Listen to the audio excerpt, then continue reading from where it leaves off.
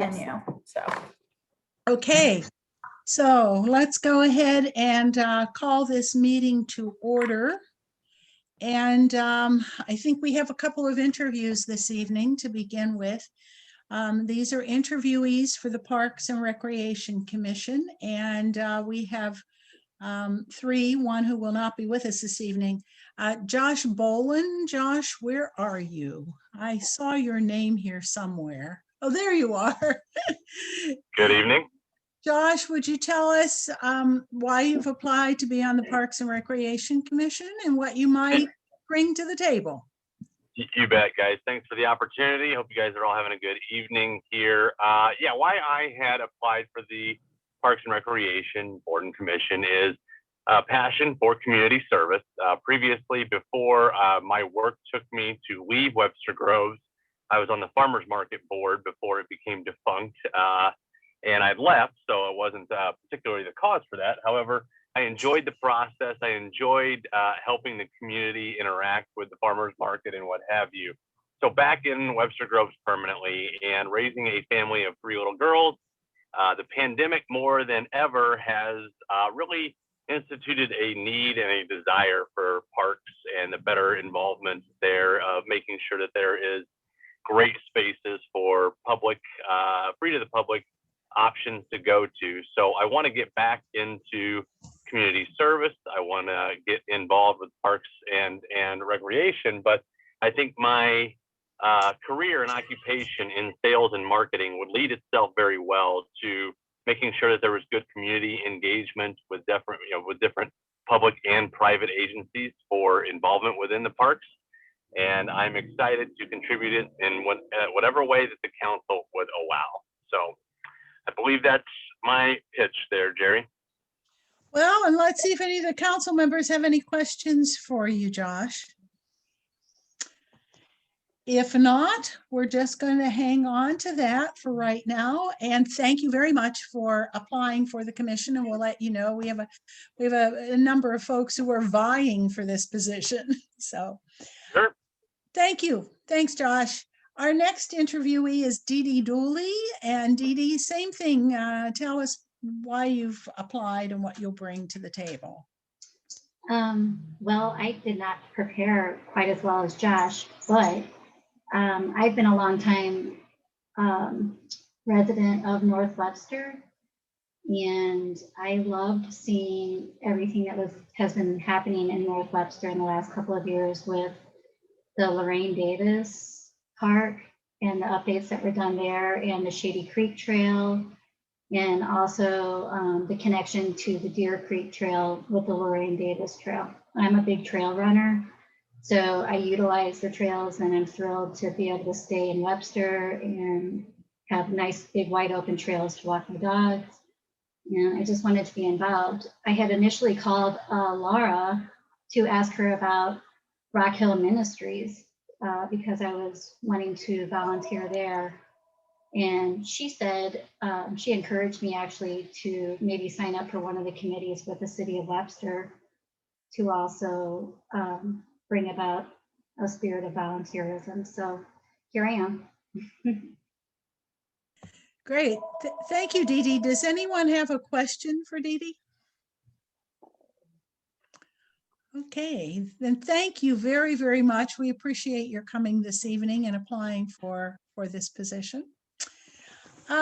We have a Sarah Marler who is not with us this evening, correct, Katie?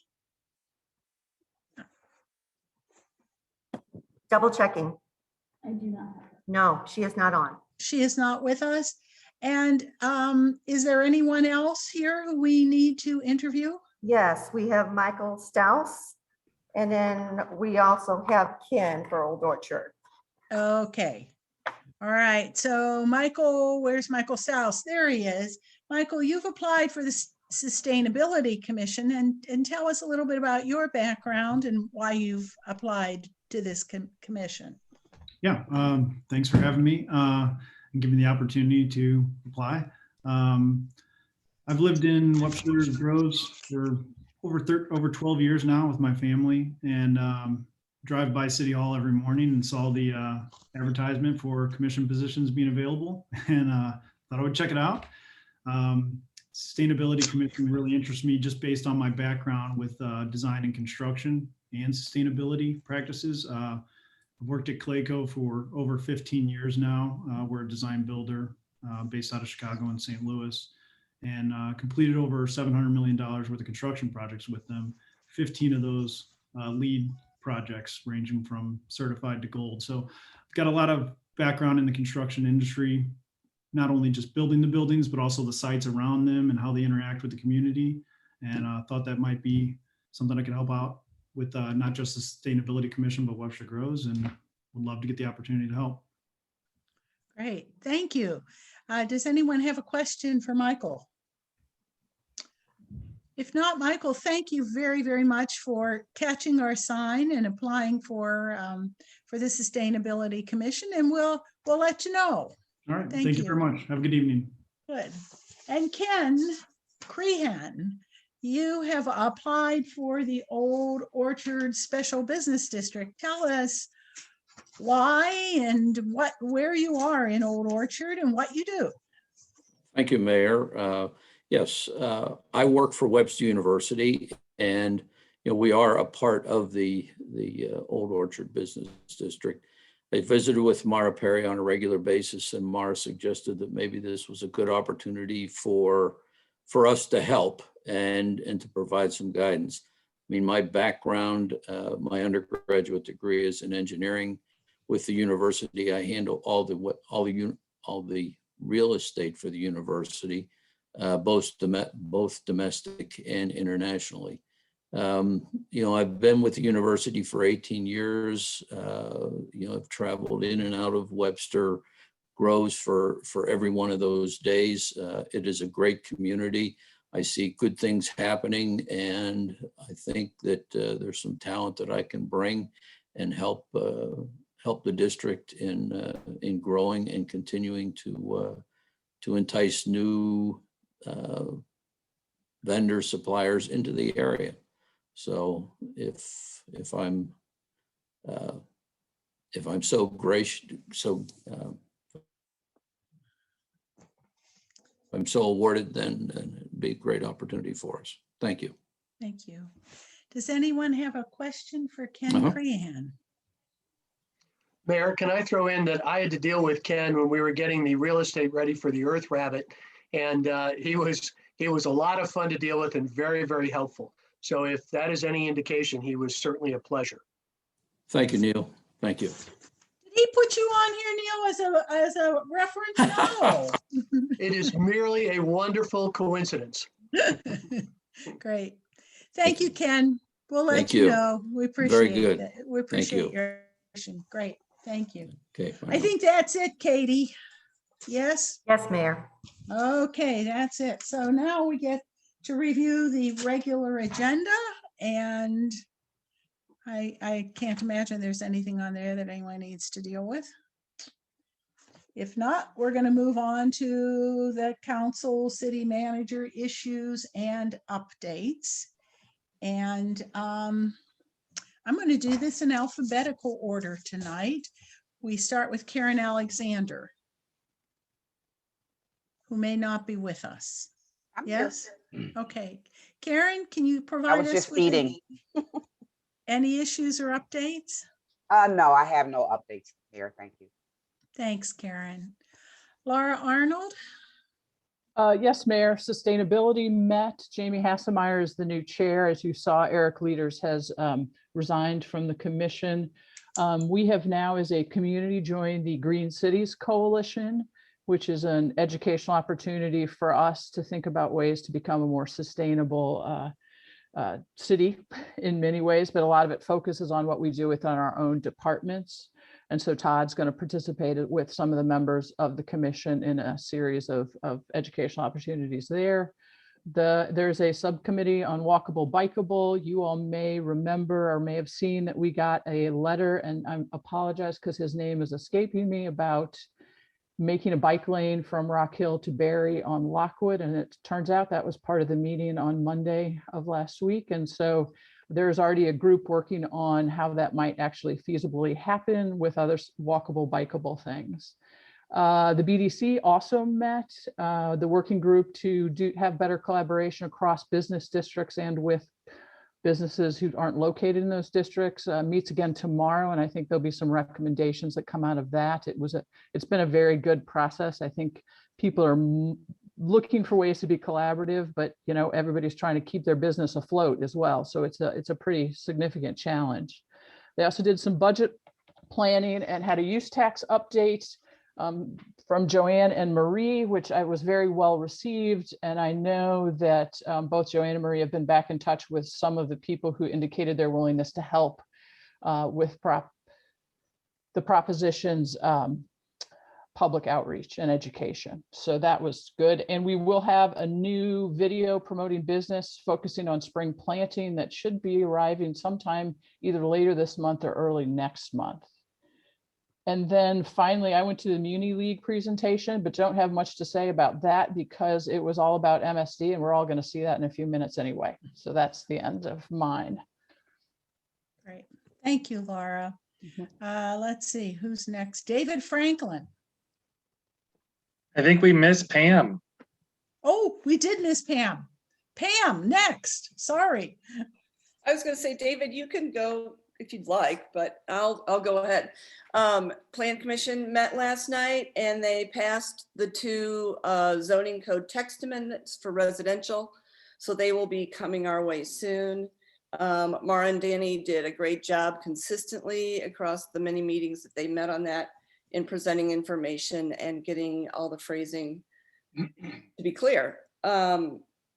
They are going to next, or one of the next things they're going to address, which we've talked about before, is the impervious surfaces and stormwater under separate code amendments. So that's going to be coming up.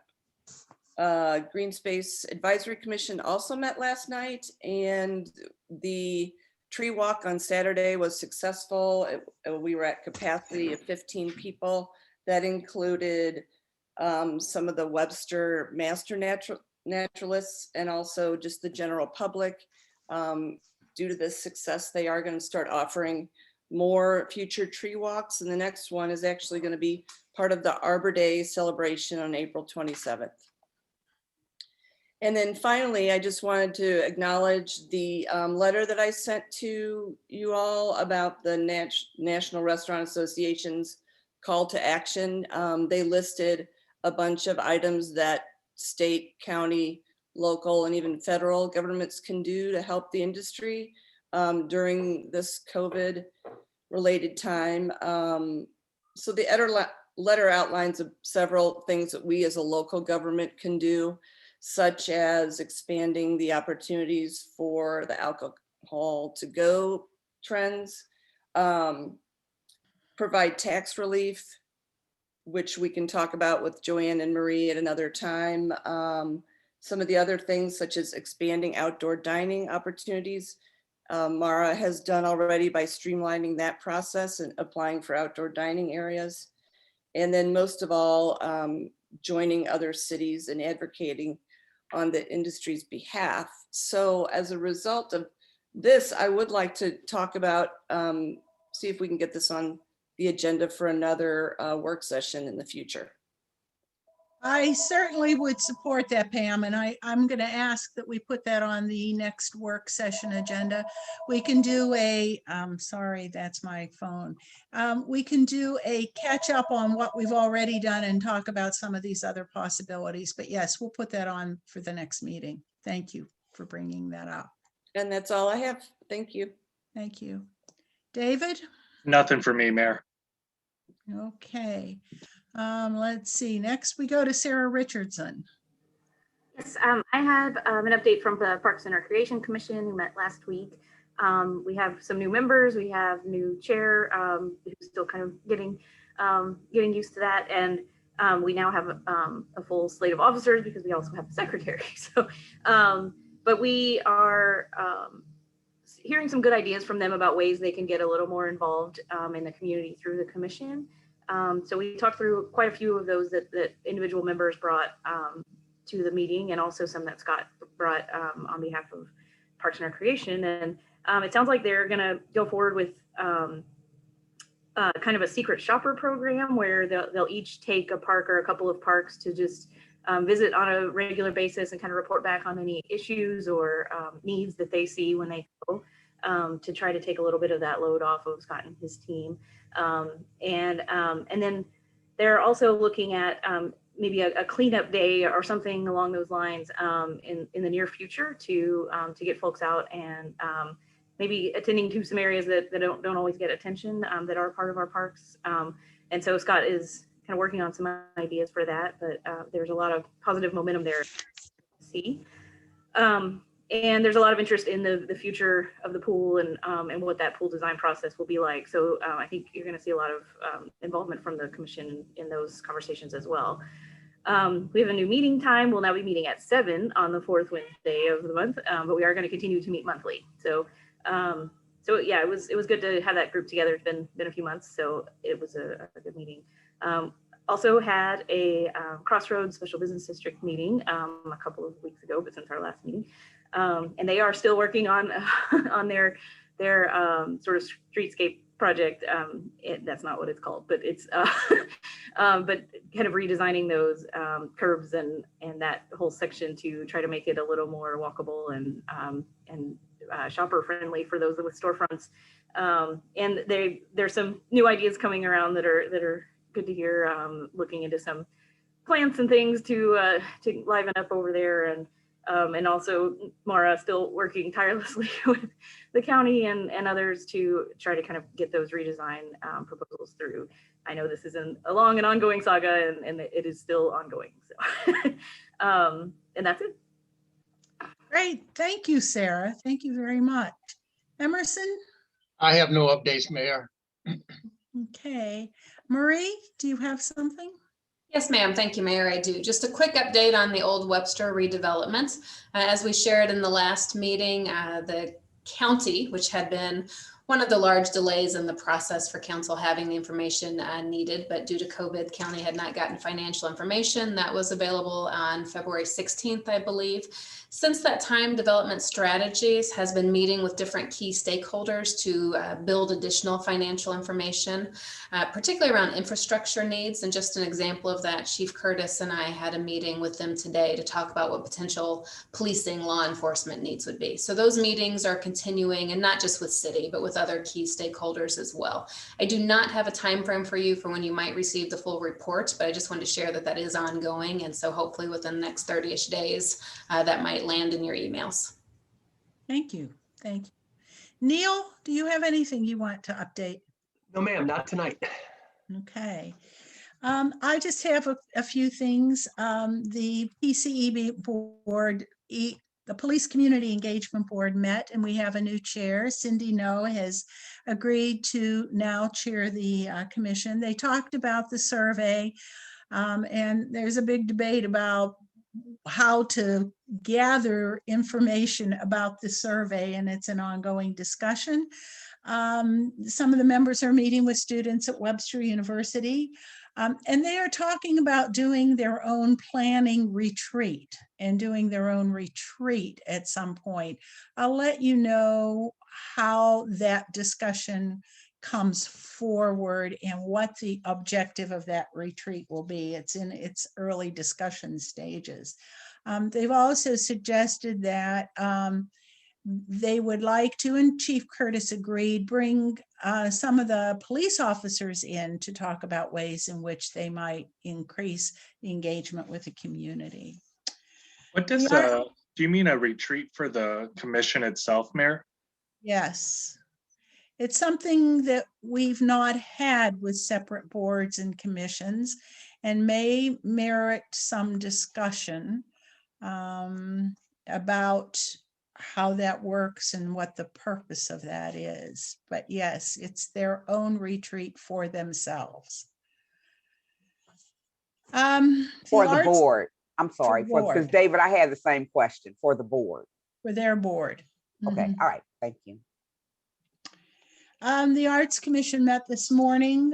We're continue to work on the Baroque Under the Oak concert and have met to continue planning on that.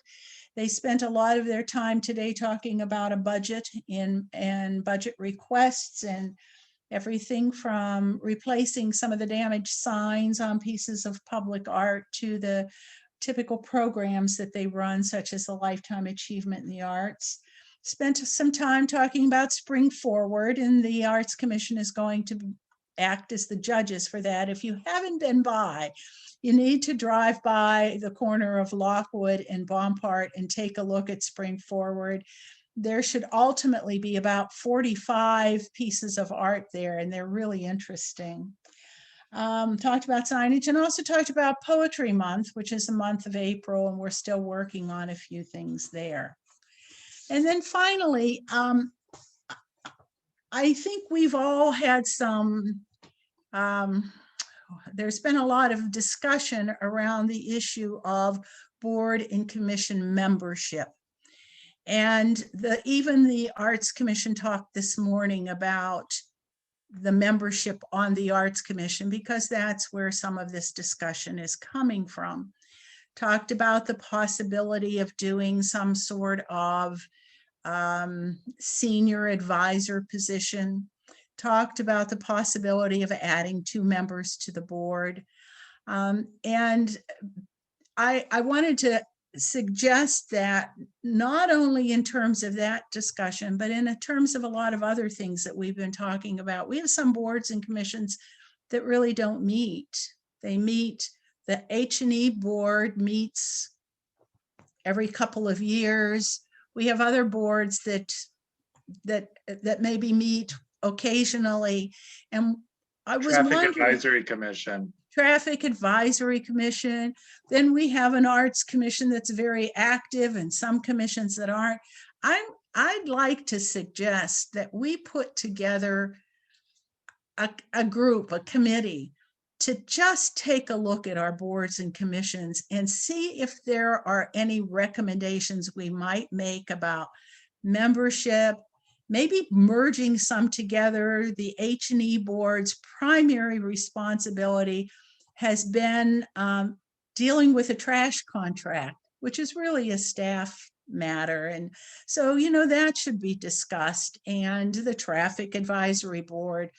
So I was kind of hoping that we might think about doing that, putting together a board or commission. There are also some things we can think about in terms of their mission, in terms of whether each of them could think about a DEI project. I mean, there's a lot there, and we've not done this forever in oversight discussion. And so I wanted to throw that out there.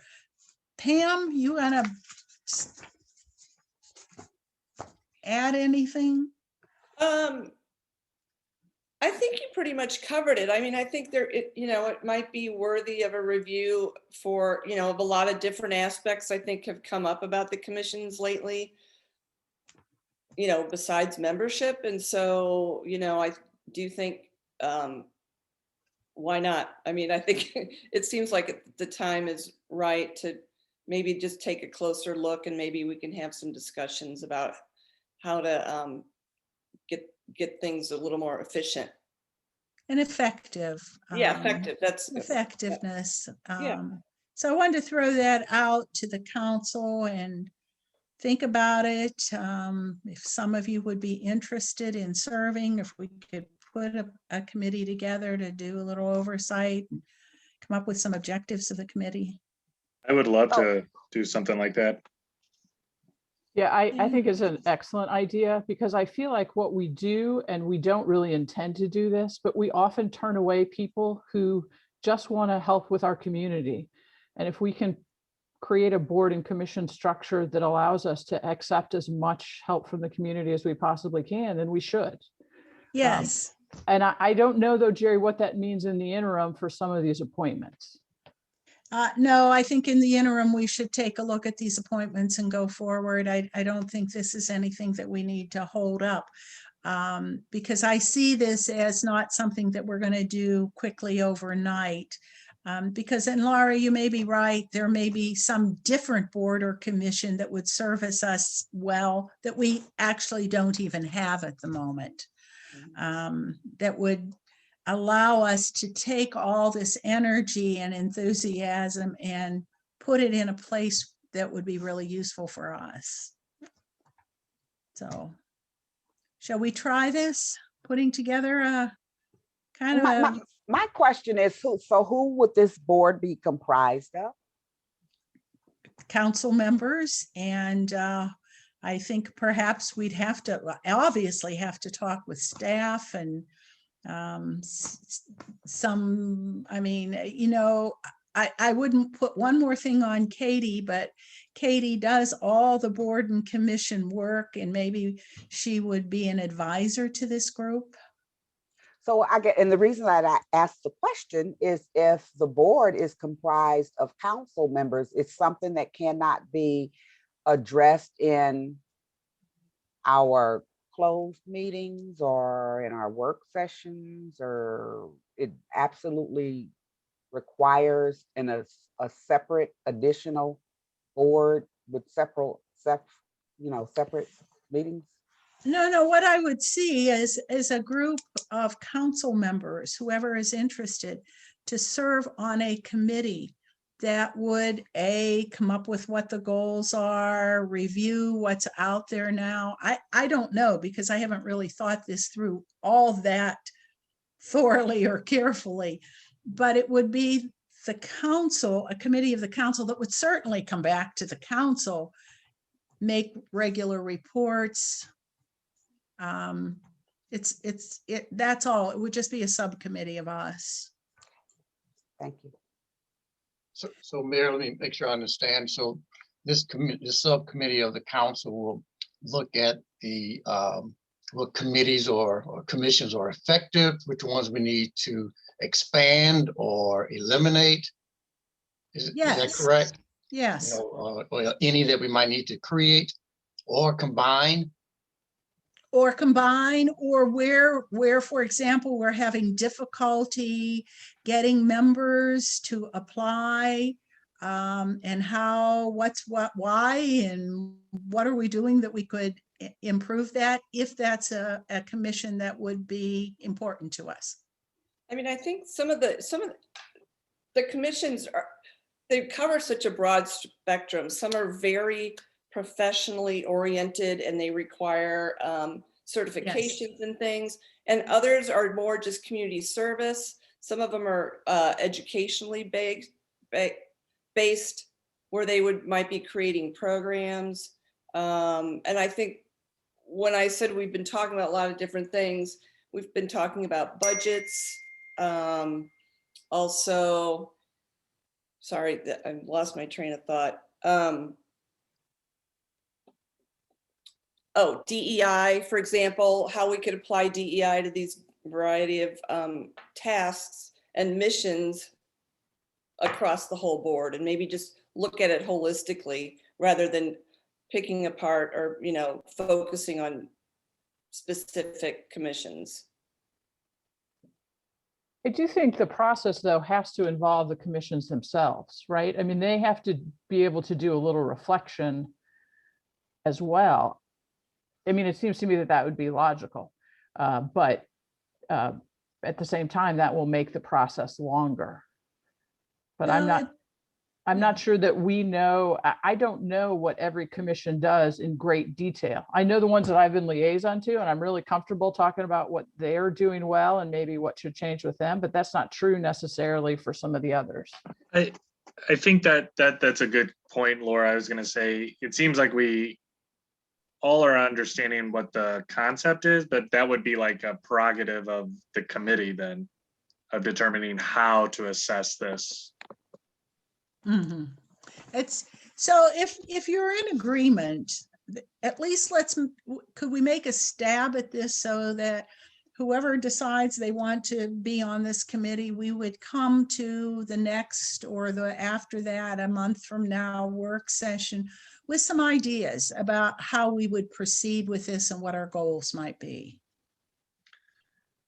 Yeah, so I mean, if Before we there's, get into the weeds, let's do something that does set up some goals. just so, So who's interested other than David? Yes, Well, Mayor, I don't have a problem in volunteering. I just want to make sure that we have a clear point of departure and goal that we're going to achieve to bring back to the council. yes, I feel like- exactly. That's what we would do. Yes. Go ahead, David. sorry, I was just gonna say, maybe you're putting a little, I think the committee can help determine and help council as a whole assess what the goal is of the committee. Yes. And Well, we would, maybe, Dave, I want to make sure I understood what you were saying. Say it again, please. All I was saying, like, it seems to me that we're belaboring the point. Let's just get into the committee, figure out exactly where we stand, and then report back to council, and then together as a whole council, we can come up with what is the true objective based off of some data, based off of some information, just cursory information that will help council assess, hey, what do we really hope to achieve in forming this committee, and what do we hope the committee actually has the results in. Right now, it just seems like, it's a lot of ideas, it's a vision, and the committee can help create what that vision exactly is, or how to effectuate that vision. so let's do a stab where I want to make sure we get MSD on here. Let's do a stab at those of you who are interested. We'll put together a committee, kind of talk about what our goals of this process are, and at least do a first stab. I don't think anybody has anything cast in stone yet. So David, I think you're interested. Who else is Yes. interested in joining this committee? I'll volunteer, Mayor. If David Emerson. I'll step in. All right, and Laura. All right. Let's do it. We'll have a good discussion and bring it back, and we may come back and the rest of you will say, eh. So we'll just go from there. Okay. All right, now we're off to topics. It's a good thing, Marie, you've scheduled us for 6 o'clock instead of 6:30, because it takes us a good half hour to yak with each other. I'm learning. So MSD presentation, is someone going to introduce that? I see Brian Holscher is here, and is that it, or? Okay, Brian, you're on. Okay, are we unmuted? Yep. We're good, okay. Thank you, Mayor. Thank you, everybody, for taking some time with us this evening. MSD has 6 propositions on the April ballot. I want to go through those, provide some very good high-level information about what this is. We sent a lot of detailed information to city staff already. I want to go through some of this, give you kind of a good strategic view of it, and answer any questions anybody would have. So again, there's 6 propositions. The first one is Proposition Y. A little background: MSD in 2011 signed a consent decree with the Department of Justice, EPA, and the Coalition for the Environment that set a schedule for us to come into complete compliance with the Clean Water Act. We're one of over 200 large cities throughout the United States who are involved in the same kind of consent decree. It's a strategy that the Department of Justice wanted to use to make sure everybody got to compliance with the Clean Water Act. Our consent decree right now with a 5-year extension will end in 2039, and you'll see some very long-range projections having to do with things like cost. We come back to the ratepayers every 4 years in normal years, and we give them an option of how to pay for the program. We do have to build the program, and we have to pay for it. The question is, do we do some level of bonding and borrowing to do the program, or do we use just rates? For a wastewater rate proposal, the process, MSD staff comes up with a rate proposal for the next 4 years. That recommendation goes to our 15-person rate commission. They evaluate that rate proposal. They make recommendations to our board. Then our board takes those recommendations and pass legislation as to what they want to put on the ballot Again, this one originally was scheduled for April 2020 because of the coronavirus and the inability to communicate. We have moved it off to April 2021. Real quick description of what's in the work. For those of you who've seen this before, it is a little bit familiar. Like we did the previous 4 years, we need to start an additional $1.6 billion worth of capital work. Some of the examples of things we're going to do, one of the main purposes of the program, we're going to eliminate 50 more overflows from the wastewater system. We do have to construct some new sewers. We've got a continuous inspection and maintenance program on the existing system.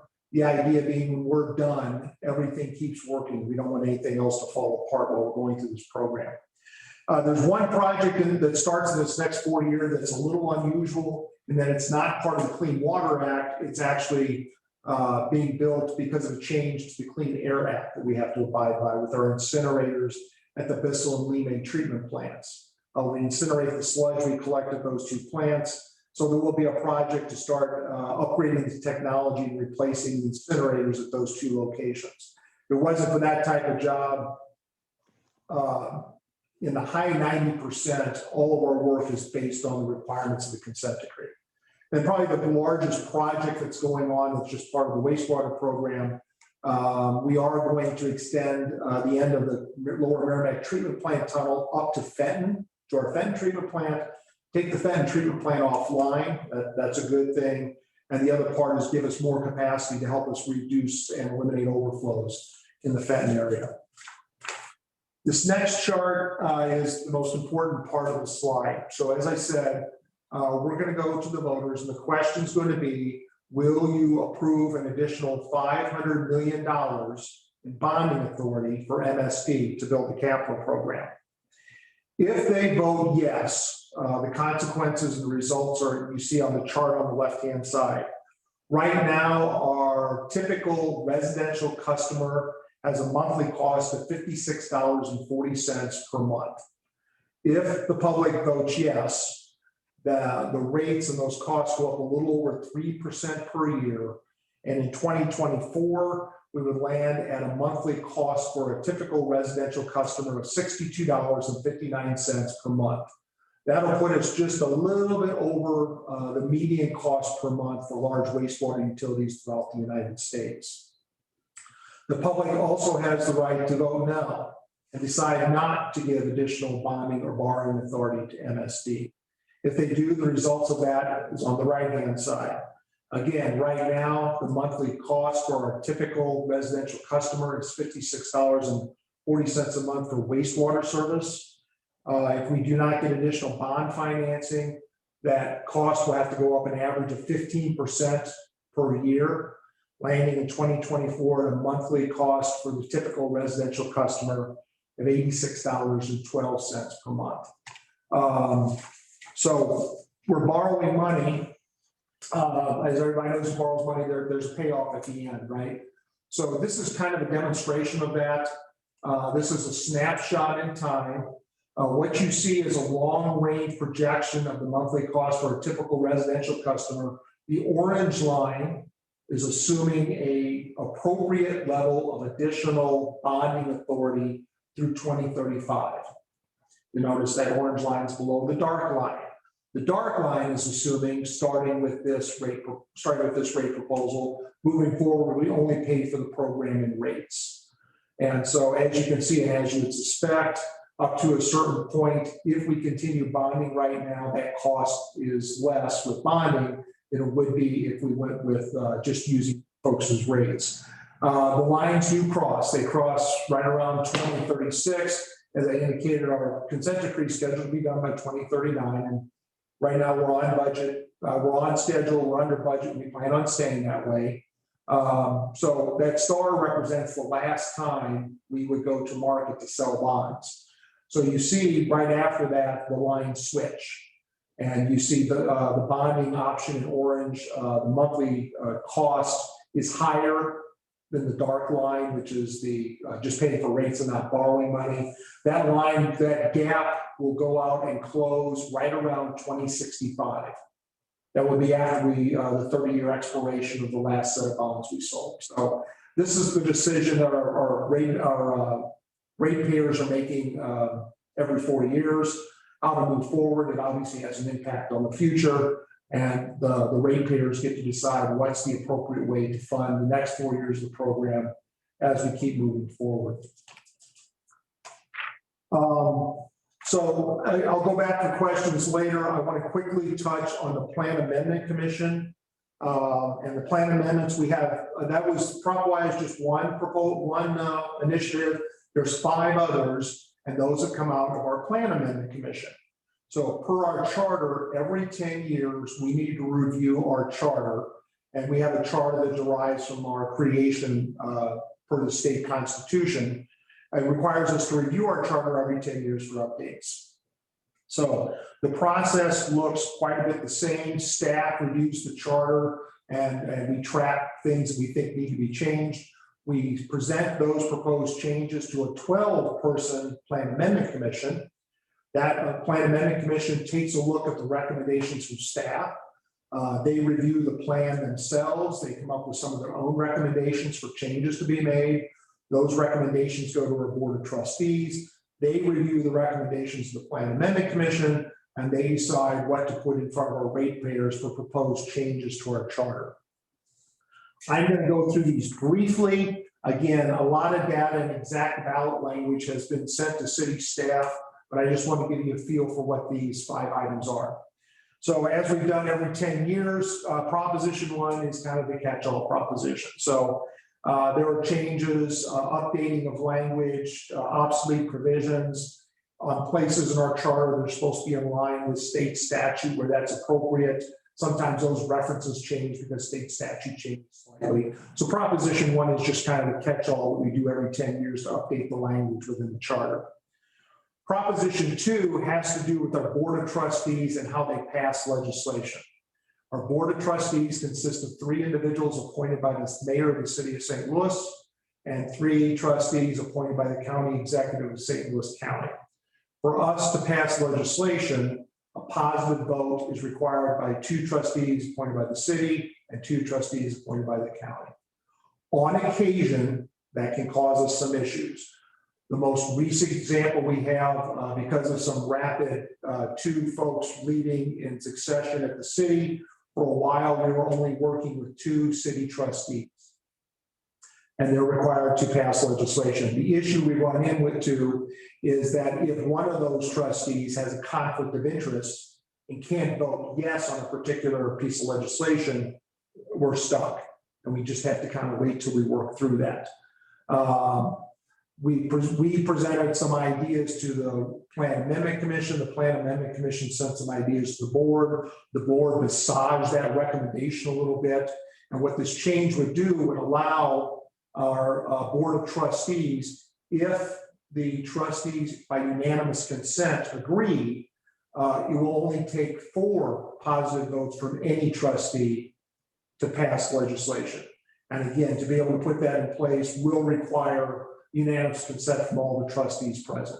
And that'll take care of just the immediate issue that we run into. And probably where this becomes a problem, it'll take care of probably almost 90% of the places we run into where all the trustees want to move forward, but a conflict of interest has held things up, and sometimes permanently. Proposition 3 deals with changes to our rate commission process. The rate commission made some recommendations on changing some of their processes to really match up with how they function and how they provide rate proposal recommendations to our Board of Trustees. The easiest example of this is our charter right now indicates that the rate commission has 120 days to evaluate a rate proposal. We can ask for a 45-day extension from our Board of Trustees. They've asked for that extension for every rate commission proceeding in the last 20 years.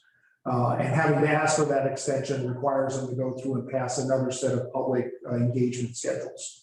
So what they've asked is, since that's the case, they've asked that we simply make the rule that all rate proposals will be evaluated for 165 days, and that would match what we've seen in the past. Proposition 4, we changed the compensation for our trustees. Since 1954, our trustees have been compensated $25 per day for every regular meeting of our Board of Trustees. We have one regular meeting, $25 times 12 months. Right now, since 1954, they've been compensated about $300 per year. Staff made a recommendation and the Plan Amendment Commission took a look at this. The one thing that the Plan Amendment Commission did recommend, we actually have 2 public meetings of the trustees per month. One is the actual public board meeting. The other is a committee day, which lasts anywhere from 2.5 to 4.5 hours, those 2 separate days. So the Plan Amendment Commission recommend that they be compensated for both of those meetings per month, 2 per month. They recommended a higher amount than the board was comfortable with, and the board said, well, let's leave it. We'll accept the 2 per month, but we want to keep the compensation at $25 per day. So this would change the compensation to $25 per day, 2 meetings per month. That's $50 per month times 12 months. It would change your compensation to $600 per year. And the final one is has to do with our internal auditor. Right now, our charter requires that after a 5-year engagement, we are not allowed to use the same company to audit MSD. That has caused some problems in the past. We do, while we're relatively, compared to other entities, small entity, there's a lot of money that passes through MSD. A lot of specialty items having to do with their involvement with EPA, MDNR, Corps of Engineers, those types of things. And strangely enough, the very small scope that we have, it's very hard sometimes to get folks interested in proposing in our proposal. So we took a look at the industry and what some best practices were. What we recommended was that based on some current best practices is allow the current auditor to propose again for a 5-year audit only if they change their lead audit firm. We think this will get us back in a place where we can be assured that we'll have competition as we select auditors every 5 years. So that, Mayor, is the quick description I had of this information. Again, we sent stuff to city staff. There's a lot of stuff on our website. I think I'd ask if anybody's got any questions. I'd be glad to answer them.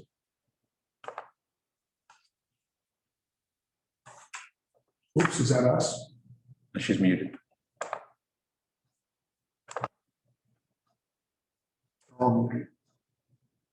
Is it us?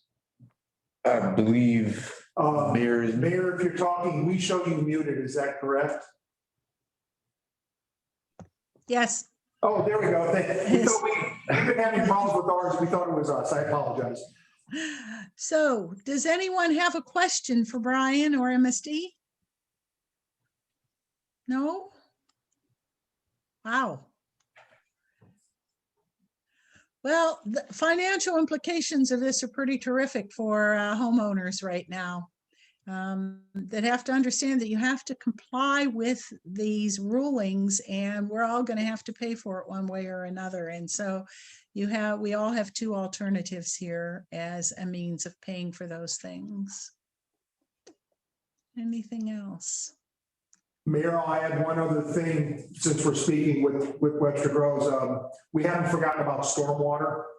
And so MSD, while I know Webster Groves is participating in the assessment of the OMCI taxes and how we're providing some local grants and stuff for stormwater, we are going to go back to the public after this election and start a discussion and see if the public has a desire to consider a district-wide stormwater capital program again. And that will be starting after the election and just starts in what the feel is of the public about possibly proposing something in the future. Okay, thank you. I have a question. So, I mean, there's a lot of information here and I was trying to scan through this and you were referring to the consent order. So is this a consent order as a result of a violation of the Clean Water Act from which regulatory, from the EPA or? So it comes from, well, let's see, the content of the consent decree. Well, no, let's go to this. So the Department of Justice about 15 years ago decided that they wanted a mechanism to make sure all cities came into compliance with the Clean Water Act by a certain set schedule. I guess this started about 20 years ago. So the thought was that they would go into consent decree discussions with every large city so that they could set a schedule to become compliant. Obviously, there's a lot of things like affordability discussions and those types of things. So that's why you've got, I think, 208 or 209 is the number of municipalities that have that. MSD, within the funds that were available to us, has been eliminating the overflows and those types of things that put us out of compliance with the Clean Water Act. The consent decree ends up becoming a affordability discussion with the federal government about, we think you should go faster, and us pushing back and saying this is as fast as we can go and still be affordable. And so MSD is going through this just like every other municipality. Our original consent decree was a 23-year decree. We signed in 2011 and had been at that time the longest consent decree signed with any large wastewater utility. So hopefully that's kind of the explanation. It is EPA that's suing us, but it really comes to the Enforcement Division of Department of Justice serves as the legal entity that's actually suing us. And then the Coalition for the Environment's a local environmental entity that joined in the lawsuit. Yes. Okay. Well, Brian, thank you very much. Good to see you. Thanks for being here and for all the good information that you've provided for us. We appreciate it. If you need some other information, your staff knows who to call. We can get you anything else you want. And we thank you very much for taking the time. Thanks, Brian. Appreciate it. All right, let's go on to our next agenda item, which is a budget update. And I think that's Joanne here that has some good educational information for us. I'm going to share my screen with you. So this is another update. This time I'm splitting it up so that last time I just talked to you about the Capital Improvement Sales Tax Fund. Tonight, I want to talk to you about the other 4 pieces that are part of the Capital Improvement Program. And as you recall, the Capital Improvement Program is a 5-year program, with the first year being the adopted budget year, and then it's 4 years into the future from that. So I'm going to speak with you about the Street Improvement Fund, the Park Improvement Fund, and then I got too excited about improvement, so I inserted it everywhere. So it's really Stormwater Fund, not Improvement Fund. And then the last one is the Grant Fund. So for the Street Improvement Fund, these estimates are as of February 28th of 2021. What that means is I took the audited fund balance from July or June 30 of 2021. 2020, I apologize. So the July 1, 2020 fund balance is that audited number. From that, I added the projected revenues from the 2021 budget, subtracted those expenditures that we had estimated at that time, subtracted out the transfers out, which is the situation in this example, to get us to an estimated fund balance at the end of this year. Now, as you know, I am just talking about the current fiscal year budget because we are now working on the 2022 fiscal year budget. And with that will be presented to you in a few months. But right now we're working on that, but we don't have the final numbers together. So Joanne, before you go anywhere, can you back up? Can you tell us what the Street Improvement Fund is used for? Or is that coming on the next slide? I'm going to talk about it on the next slide. Oh, okay, sorry. No, that's okay. I appreciate always any kind of questions or comments is welcome. So for the Street Improvement Fund, first of all, the revenue from that comes from property tax. And in 2011, we actually issued general obligation debt thanks to the voters. $13 million in debt was issued for street improvements. And so several years ago, you would have seen in the line chart below, you would have seen a much larger amount of revenue. But as time has progressed, the street improvements have occurred. And so we're back to where we back to about where we should be in the lower fund balance amounts. But the street improvements are done for a number of projects, such as the annual chip seal program, the mill and overlay project. Mill and overlay also is funded through the capital improvement sales tax fund. There's a shared funding source there. Street improvement fund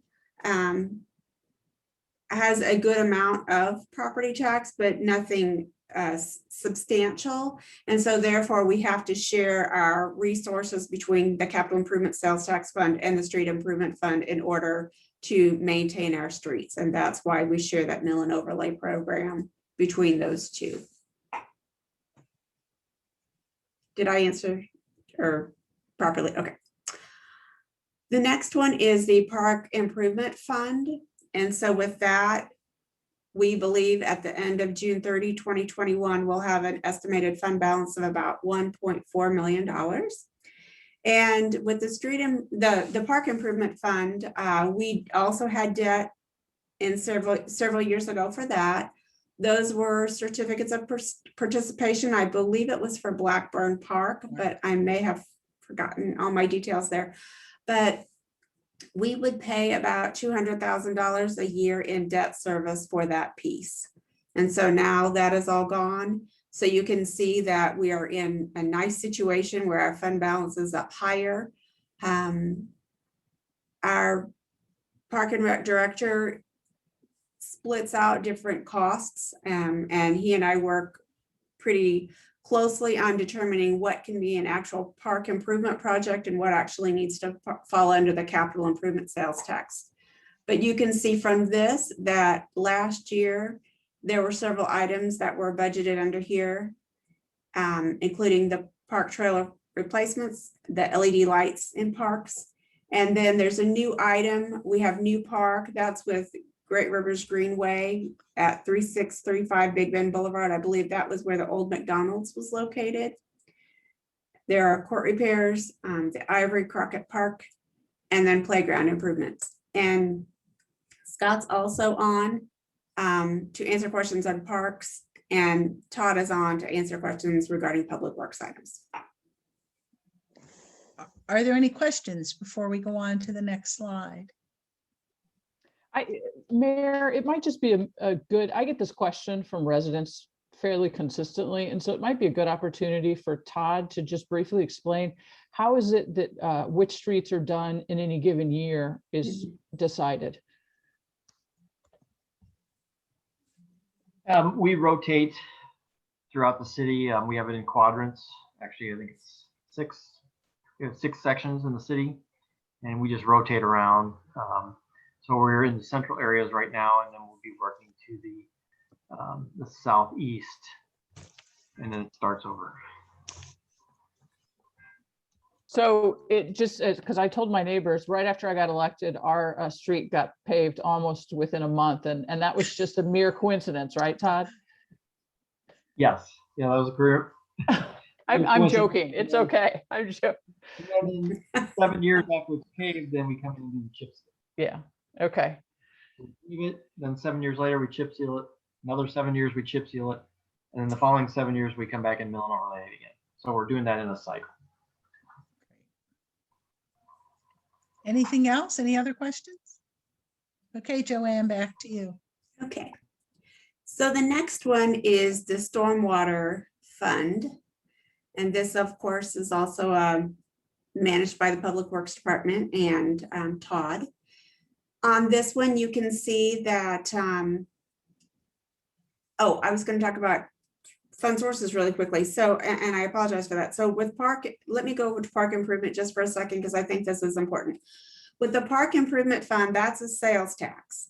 And the way that's done is that park and stormwater is one tax by itself. It's a 0.5 cent sales tax.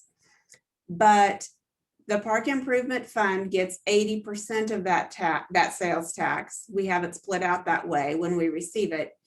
And 20% goes to the stormwater fund. So, and it's a local tax, so we collect it from the purchases that are made specifically in Webster Groves. Joanne, is there a special reason for that percentage, or that's how it's? It was determined many years ago that that is the way it should be done. I am not sure what the logic was at the time. I'm thinking the mayor may know, though.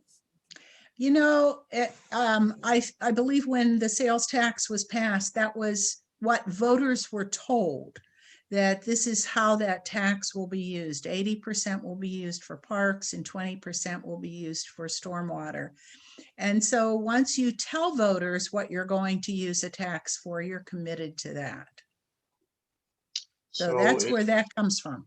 It's all one tax, but we make a decision to go 80% to parks and 20% to stormwater. Yes, because that was what was promised to the voters when the tax went up to be passed in 1998. I've seen different percentage distributions. Some are 75%, 25%. I don't usually see a 50-50 split. So the 80-20 is similar to what I've seen in other cities. Okay, I guess that my question is, or my comment is that if there's a need in one versus the other, could those percentages still be changed if needed? If it's in an ordinance, we would have to get that changed. It is an ordinance. Is that what you're telling me? I don't know whether it's an ordinance or not. I can't tell you that, but I can tell you that it was in all the literature that went out for that particular tax. And I can tell you that people would challenge that because that's what we promised the voters. But normally it would be in the language of the ballot proposition. And again, it may or may not be there, but I can look at that and Joanne and I can get back to you on that. I appreciate it, Leon. Certainly. Okay, I was just trying to peek because in our revenue narrative, I have a lot of information about each of these all of the revenue sources. And it's on page 80, but of the budget document, but I haven't had a chance to see if it's really specific in the ordinance or not. So,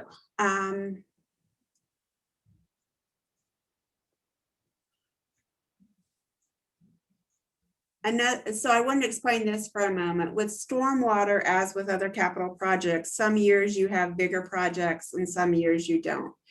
And in this situation, there were some years where we needed to get certain easements or other approvals and we weren't successful. Other years we have been successful. So you can see why in certain years that fund balance was a lot higher than other years. Now I think we have several things going on. We have various improvements with culverts and I don't remember the two right now.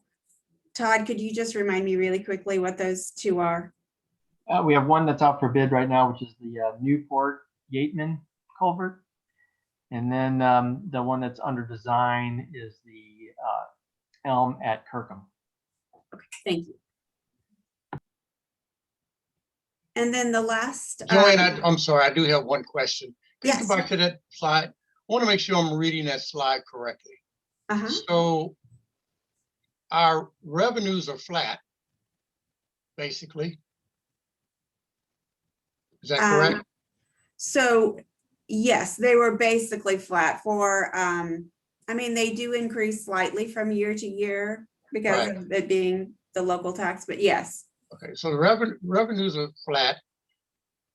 Fund balance has always been higher and just had a dip, I guess, in 20 and 21. And the expenditures increased last year. Is that correct? Yes, so there are certain projects that Todd has in play. So That's why with these capital projects, they fluctuate so much sometimes, because when you have a big project in a particular year, your expense might shoot up kind of high, but we have a nice healthy fund balance. And when I look through all of these, each budget year, I make sure that we always have adequate fund balance. And if we don't do that, then of course I would have Todd pull down whatever project he wants to do so it's reasonably, so we can fund it. Okay, so is there a rule of thumb that we keep the balance at? For the stormwater improvement fund, I've never had a fund balance. Let me look at it really quickly on this. So yes, I'd maintain it about this level, around $500,000, something like that. Okay. For street improvement, I have certain numbers as well. For each of the funds, I have a certain number that I make sure that I don't go below. Okay, go back to this previous slide for me again, please. This one up here? No, the one we just looked at. Yeah. That one. So if that overall balance was $500,000, we would still be good. Is that correct? Yes.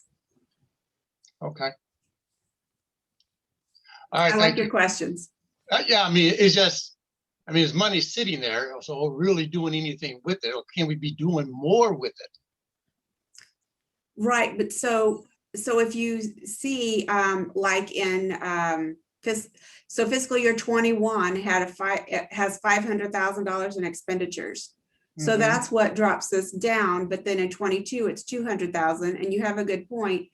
My goal is always to make sure, though, that I'm paying attention to the long-term projections. So that's why down here, I'm showing you up to fiscal year 2021, but up above, I'm showing you 21 through 25.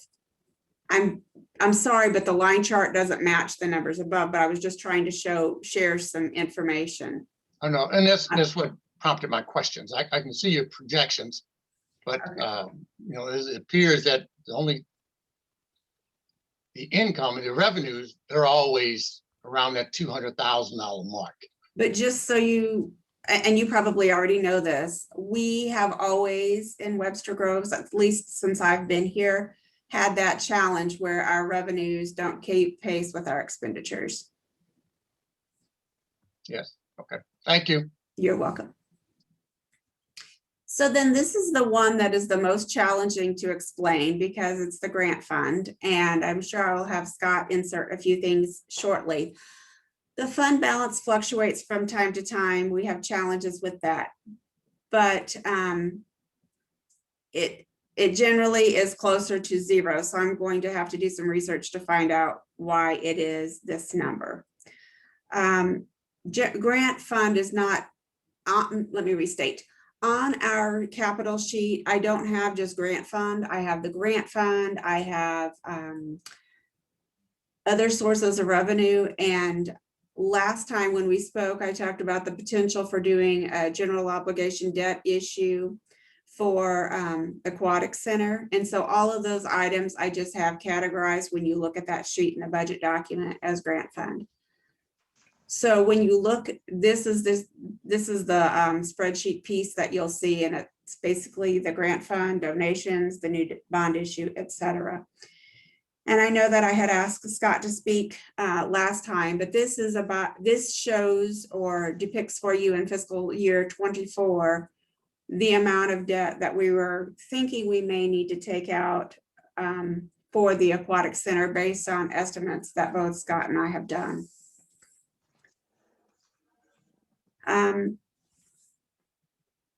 There are other items on here, for example, the fitness studio meeting room, which I think would be something that I would like Scott to talk about just for a second to explain what piece that is, if you don't mind, Scott. Absolutely.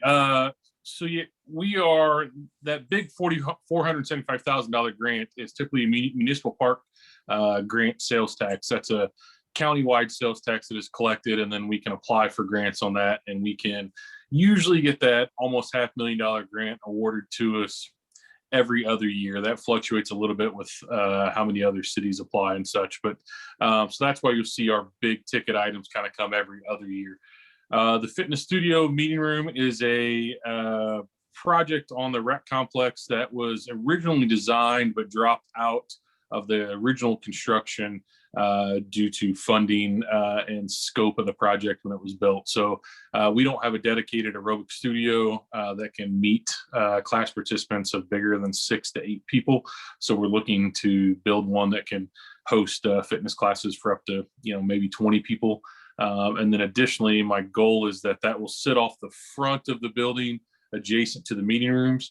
And I'm hoping that we can build that as such that the wall into the meeting rooms could then also be opened up, and that fitness room flooring could be used as a dance floor for the meeting room. So it would increase our meeting room size, and we get dual use out of that for the weekends, be able to host bigger wedding receptions and things of that nature. That sounds good. Thank you. So does anybody have any questions on that piece before we get to the Prop 1 piece? Doesn't seem like it. So we have worked on a number of educational pieces for Proposition 1 for the use tax. And I believe Dr. Peoples already had emailed you regarding some of the information that we have done. So the postcard was mailed out yesterday. And so it should be received by our residents in the next couple of days. There's also a small informational card that we have put together and are working on distributing, and hoping that businesses and others will distribute those. Yard signs have been done, as well as some postings on our website, on Facebook, the Friday page, etc. And then, of course, the inside newsletter has a really great piece of information, question and answer on page 3. Can I ask one question that occurred to me? So when we had the MSD presentation, maybe I should have asked them. He referred to Proposition 1. They're Proposition Y with different things underneath. I don't want our voters to be confused about which is Proposition 1. So I'm assuming on the ballot for Webster Groves, we are certain that Proposition 1 is what we're talking about. Ours. Yes. Katie, do you know? Yes, I mean, they would have told us if there was going to be 2 Prop 1s in the area here, I would think. Jennifer's double checking now, so. I mean, I assume that maybe that was just in the ease of distinguishing between the parts of theirs, but I just want to make sure. I thought I saw that theirs was actually Proposition Y, and then, as you were saying, I believe it's just, he used that term, although I wish he would have used a different term to explain the components of that. I'm checking sample ballot. Yeah, we're checking a sample ballot now. So carry on, we'll get back. Thank you. So go ahead, Joanne. no, I just, I wanted to talk to you about a couple of items regarding the Q&A, because I think those are really important. And I think it's very important for our voters to understand what the use tax truly is. But I also wanted to share with you just one little piece, and I'm trying to find, I have a lot of stuff spread all over my desk. The benefits of the use tax. So I had contacted a few cities to see what they received just in use tax alone. And just last year, Clayton received over $1 million. Kirkwood received in their current fiscal year, which is not over yet, $745,000. Last year, they received $618,000. So you can see a tremendous increase just over 1 year. And there are other numbers that I found also that I just thought were rather incredible just within the last year. And I think COVID probably is a big reason for that, with more people shopping online for things. Right. So do we have any questions, any more comments? Mayor, if I can, please.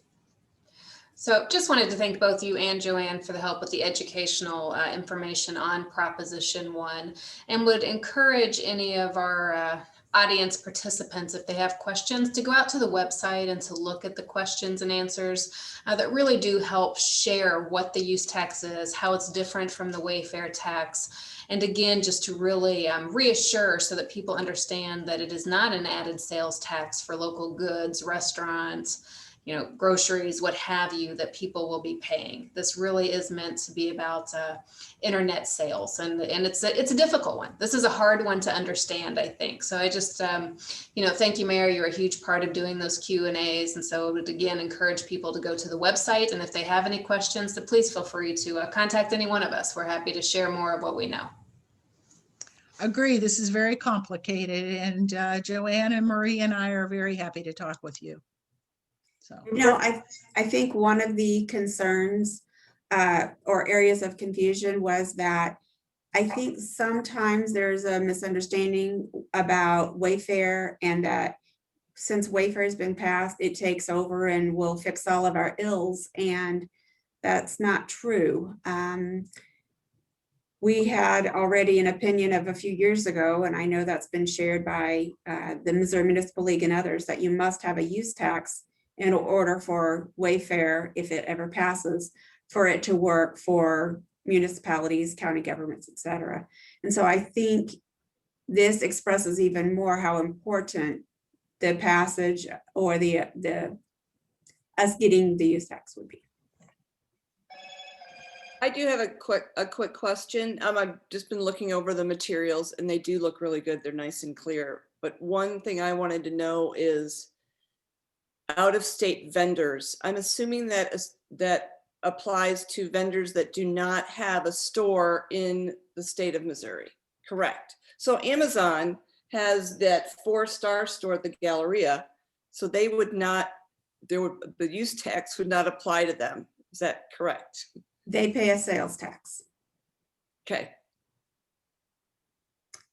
And that's where the confusion lies, because when you go into the definition or you look it more deeply into it, there's this whole definition of whether the business has a nexus or some type of location. And for the use tax, it's pretty particular. So you either have to have an employee transporting goods from out of state to in-state, or let me see, what are some of the others? You have to have an office in Missouri or other things like that, where when you get all the way to Wayfair, that's so much better for us, because then it's just, if you have like an economic influence, economic and virtual contacts. So it's a much better situation, and it's much broader, and would help us tremendously if the state legislature would ever be able to approve Wayfair. Mayor, one last note, if I may, is that as noted in the Q&A, is that several of Missouri cities already have a use tax in place, as well as in greater St. Louis area. But the Missouri Municipal League, and I don't know if the information came out today, but it came out this week. And I did not recognize that Worcester Woods and Rock Hill also had a use tax issue on this coming April ballot. So just to again share with our audience and viewers that this is, while it is complicated, it is incredibly common for Missouri cities to have a use tax. Anything else? Just to follow up on the election information, MSD does have a prop Y, but they do have a couple numbered proposition, which includes one, but ours will be specifically under City of Webster Groves, and theirs will follow all with the MSD information. So I think we'll be fine. Thank you. Good. All right. Let's move on then to our last piece, which is appointments to boards and commissions. And if we can do the easy ones first, we have 3 reappointments. Rebecca now is the Chamber of Commerce representative, and that's in the ordinance, and she would like to be formally reappointed to the BDC. Okay, anybody object to that? All right. John Barr has served 1 term on the Old Orchard Special Business District Commission and would like to be reappointed. Does anybody oppose that? No? All right, then we will reappoint him. Jamie Hassemeyer has served almost 1 full term. Her term expires in April, but she wants to be considered for reappointment.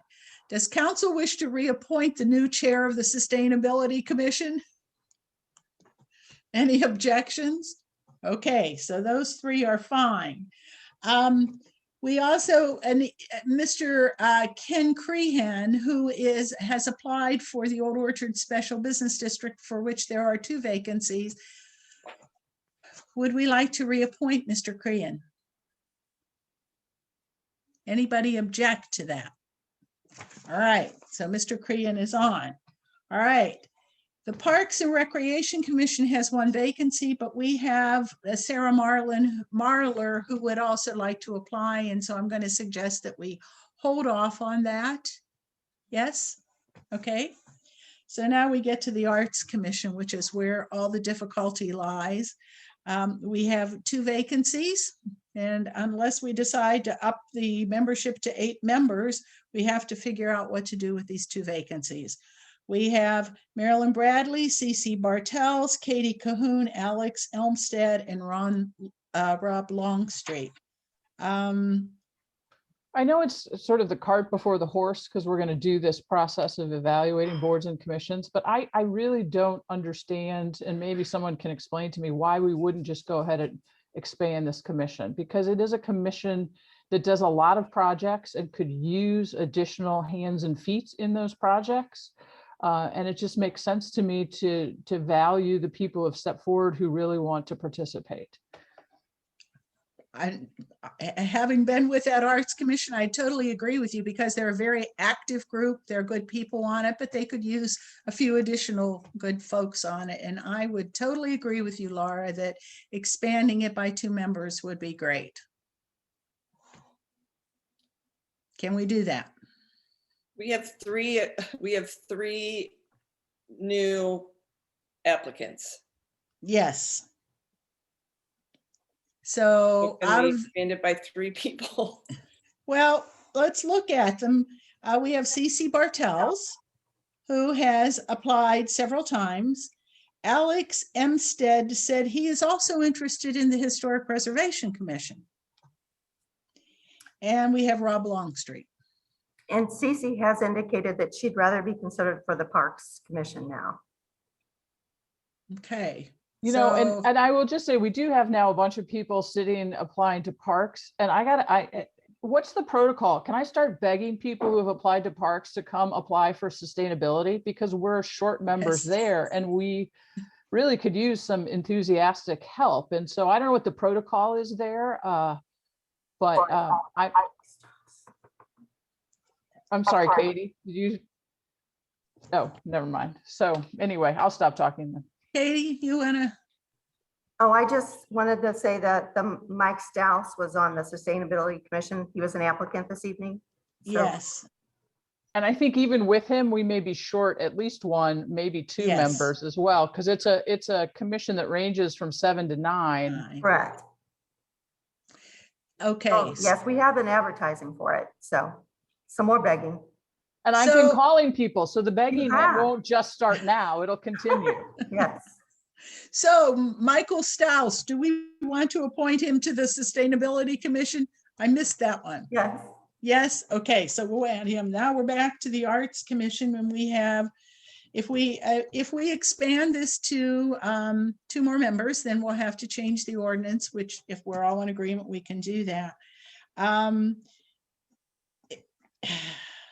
We have 3 new people, CC, Alex, and Rob Longstreet. Can we just choose 2 out of those 3? Or Remember, Cece wants the Parks Commission now. She's CC wants the decided. Parks Commission. So Yeah. now we have Mr. Elmstead and I think Mr. what- Longstreet. Let's do both of them. Okay. And we will then keep Miss Bradley and Ms. Cahoon on there and add 2 more people and fix that whole thing. Good. All right. We'll We have can to bring fix- an amendment on an ordinance for the next meeting. For the next meeting, and this will take care of all of it. Thank you, because they could use the help right now. And it looks like we're talking about 2 younger folks that will be good. All right, so with that in mind, I think we've done everything we need to do for this. And Katie, and we have 5 minutes, so we can take a little bit of a break because I think Katie and Jen asked for a break so that they could figure out putting people on to, as panelists and attendees on for the proclamations that we're doing. So let's take a 5-minute break. All right, we'll come back at 7:30. Thank you. Thank you all.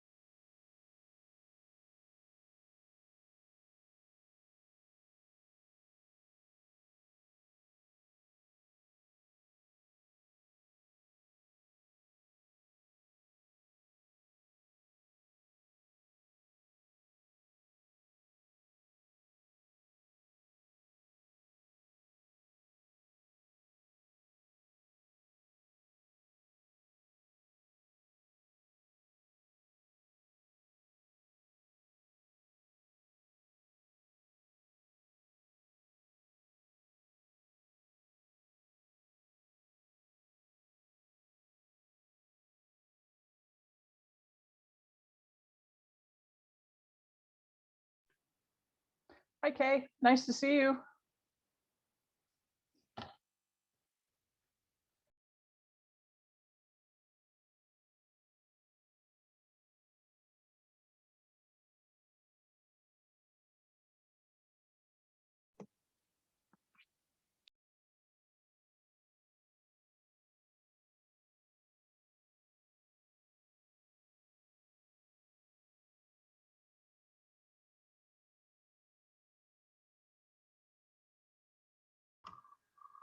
Hello. Hello. Hi, Kevin. Hi, Catherine. Nice to see you both. Hi there. Am I supposed to be on mute? Keep my mouth shut? That's what my mama used to tell me, so I'm just, I'm just asking. I don't think we've technically started yet, so. you know. Oh, okay, we'll wait. So how have you been, girl? I've been very well, thank you. It's nice to actually see some faces that I miss seeing around. It's good. Behind the mask. Yeah. Yes. Hi, Catherine. Catherine. Hi. Hey, how are you? Good seeing you all. Yes. I'm wearing the mask for 2 reasons. One is because of her, and the other is because I'm ugly and it helps. Oh, for God's sake. I killed 2 birds with 1 stone. Ay, ay, ay. You're That's waiting what for us to, yeah, you're waiting for us to protest to that second one, right? No. I would relish the moment. Kevin, did you get the vaccine yet? I've had number 1 of 2 of the Moderna, and Aunt Kat's got her number 1 coming up. I think Pfizer. Good, good. Glad to Oh, hear. good. Yes, we're getting there. Thank God. Right. I trust you all are in the pipeline too. Those of you who are eligible. Not you young folks. Well, I miss you, Kevin. Hopefully all 330 million of us will be on the same wavelength. That'll be good. Oh, I miss you guys too. Trust me, I miss you. I'm glad you're doing good work though. Thank you. Okay, I think maybe we have everybody here. Let me make sure. Am I missing anybody? There are so many folks on here. I want to make sure. I see Sarah. David, where are, yeah, David. Laura, Pam, where's Pam? Pam. Good. Sarah and Karen. Okay. All right. All right, we're going to go ahead and call this meeting to order this evening, and we welcome all of you. And we remind those who want to do remarks of visitors that you need to submit them. If you want them to be read into the minutes, you need to submit them by 4 p.m. on the day of the meeting today.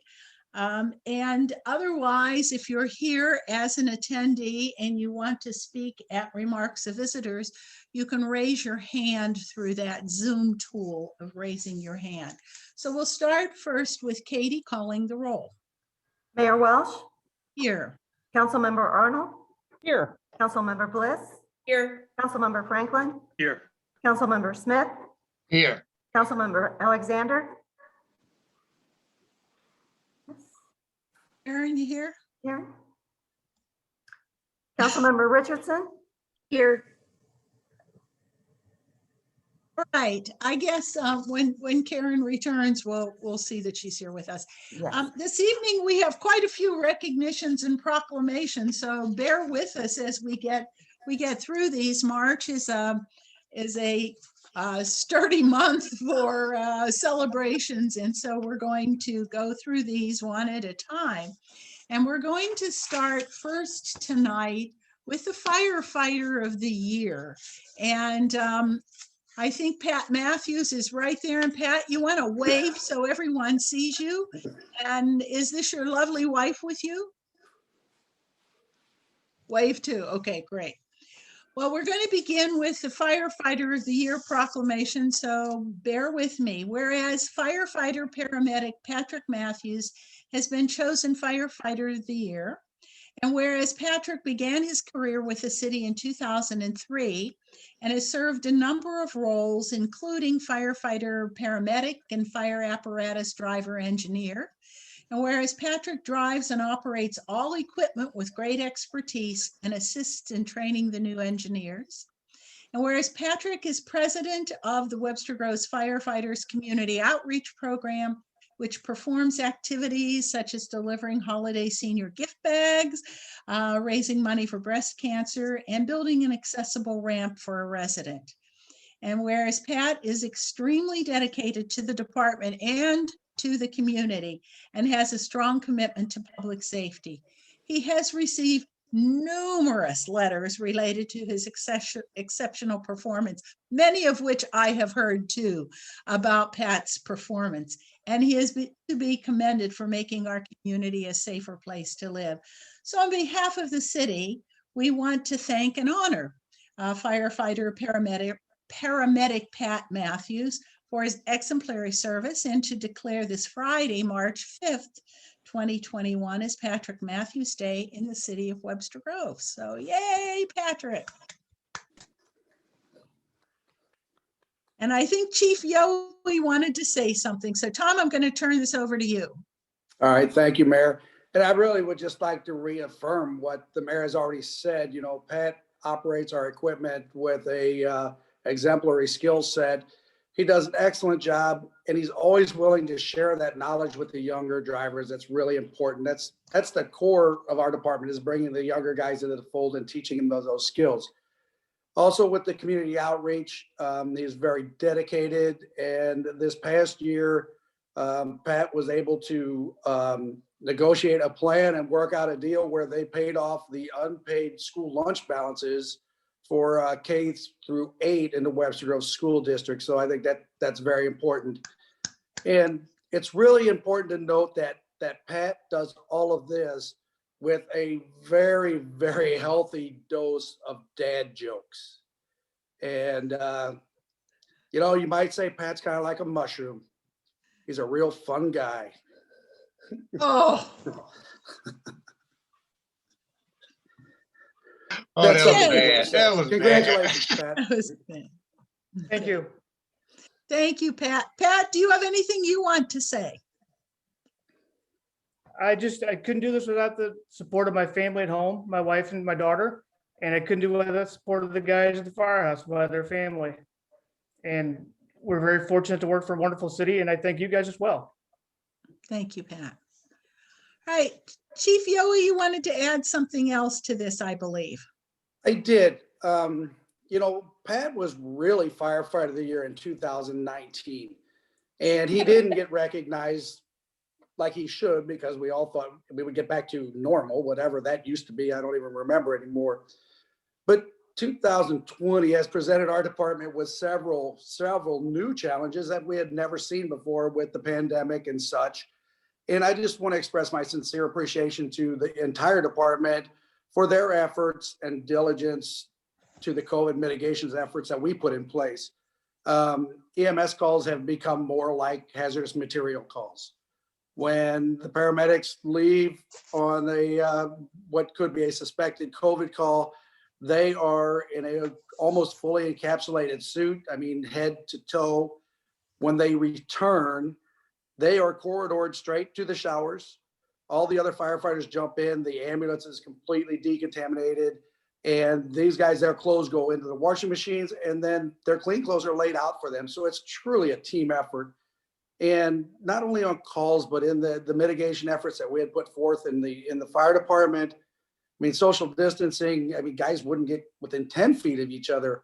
Wearing masks in the firehouse. I mean, that was the norm. They were wearing masks all day long in the firehouse. And to that fact, we only had 5 positive COVID cases in our department when other fire departments were losing entire shifts. And it's really due to their efforts. And, you know, there was no intra-departmental transmission of COVID. So I think we need to take our hats off to the entire fire department and recognize their efforts during these difficult times. Great, thank you.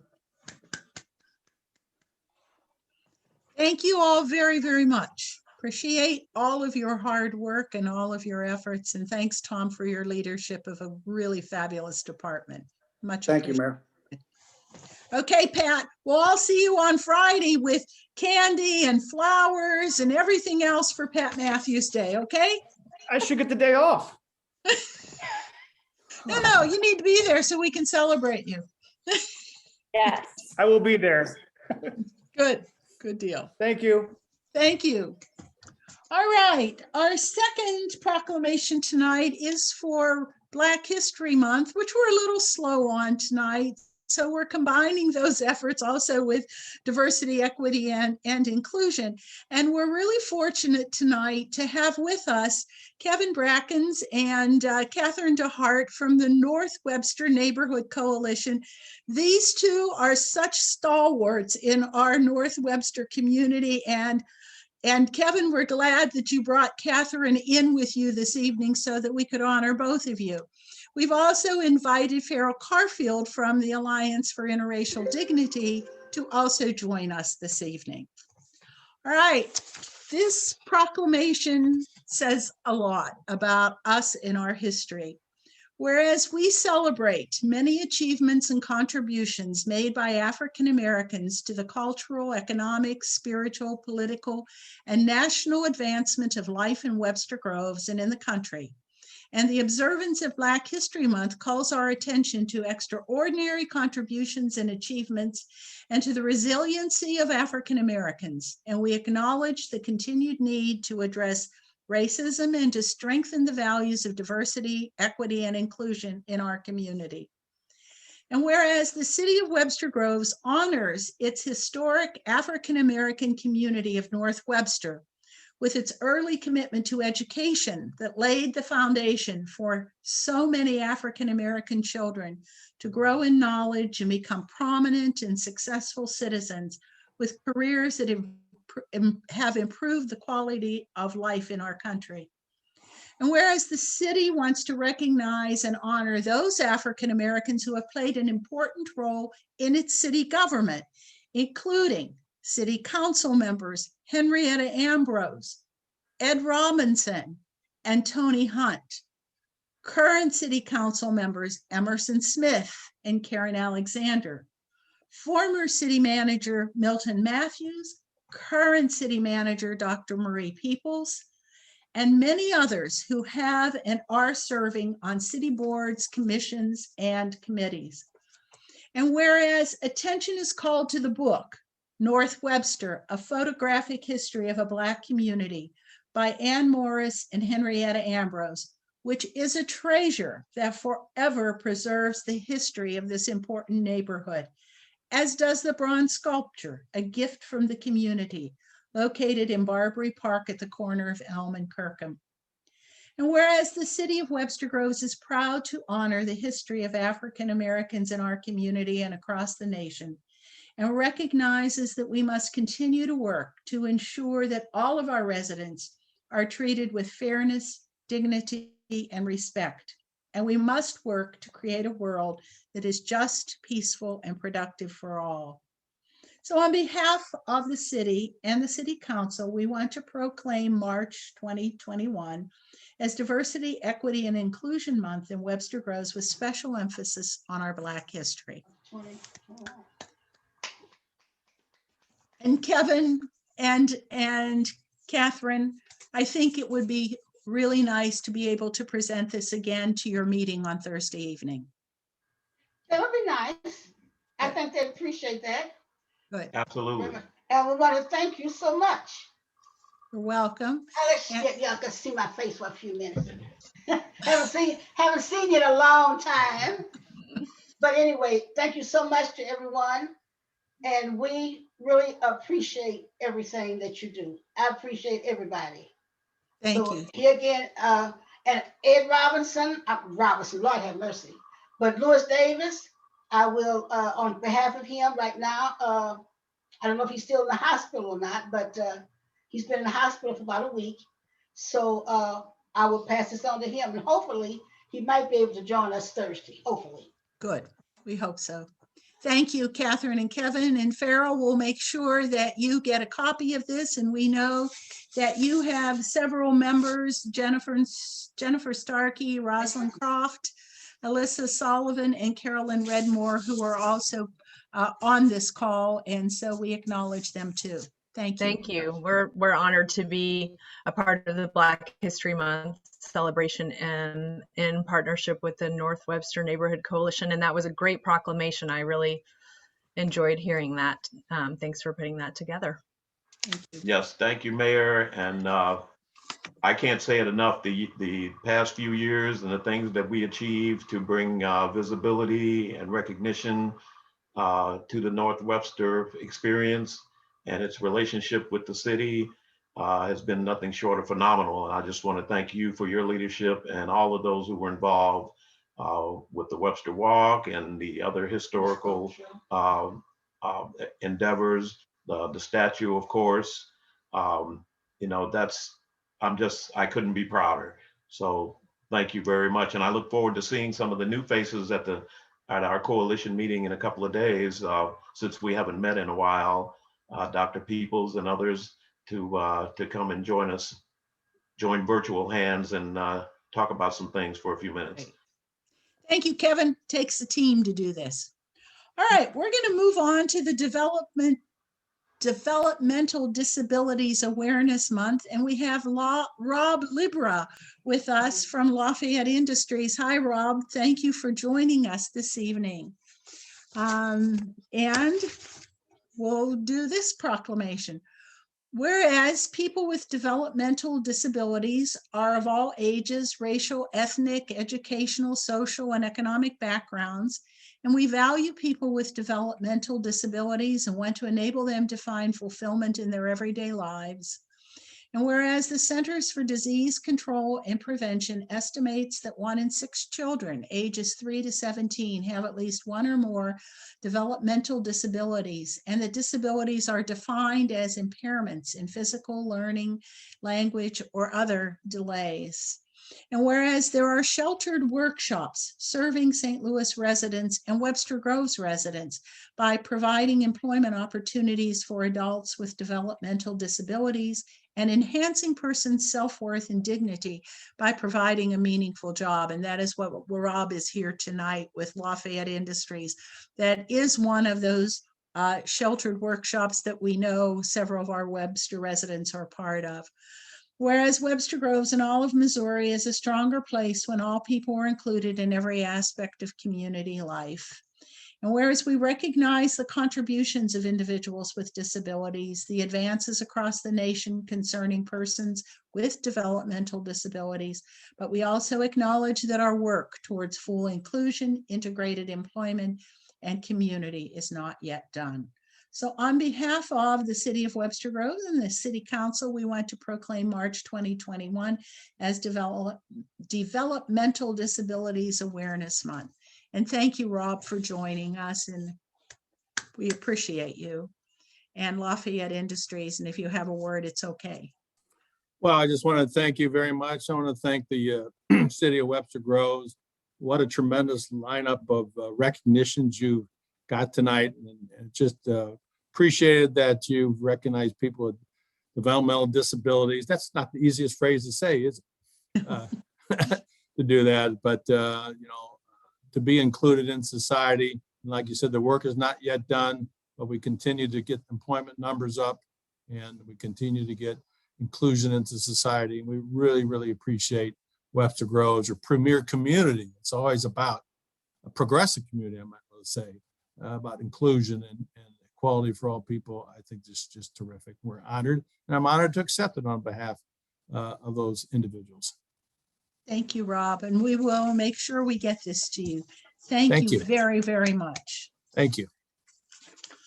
All right, and one more we have Kay Wenzine with us tonight. And if you know Kay, you know that she is the distinguished woman of Webster Groves. Kay has been so active in the so many League of Women Voters, and honestly, I can't say enough about the work that this woman has done over her lifetime. It's been incredible. So thank you, Kay, for coming tonight to take this proclamation from us. Whereas American women of every race, class, and ethnic background have made historic contributions to the growth and strength of our nation in countless recorded and unrecorded ways, and they have played and continue to play critical economic, cultural, and social roles in every sphere of the life of the nation by constituting a significant portion of the labor force working inside and outside of the home. And whereas American women have played a unique role throughout the history of the nation by providing the majority of volunteer labor for the nation. And American women were particularly important in the establishment of early charitable, philanthropic, and cultural institutions in our nation. And whereas American women of every race, class, and ethnic background served as early leaders in the forefront of every major progressive social change movement. And whereas American women have served our country courageously in the military and been leaders, not only in securing their own rights of suffrage and equal opportunity, but also in the abolitionist movement, the emancipation movement, the industrial labor movement, the civil rights movement, and other movements, especially the peace movement, which creates a more fair and just society for all. Whereas the city of Webster Groves celebrates the women whose courage, grit, and perseverance have contributed to all aspects of our society. And Congress passed legislation in 1981, which authorized and requested the President of the United States proclaim the week beginning March 7th as Women's History Week. And in 1987, Congress passed a law which designated the month of March 1987 as Women's History Month.